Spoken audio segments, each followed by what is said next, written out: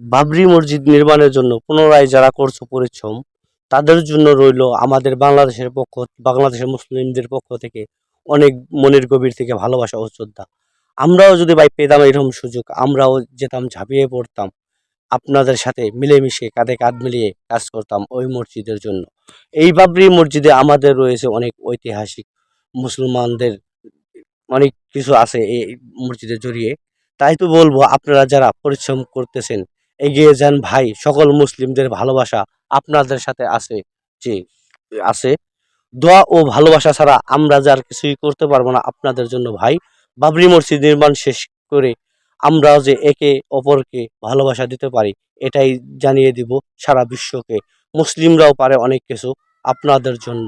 তাই ভাই, বাবরি মসজিদ যারা তৈরি করতেছেন তাদের জন্য ভালোবাসা ও শ্রদ্ধা রইল। আপনারা নিয়মিত কাজ করে যাবেন এই বাবরি মসজিদের জন্য।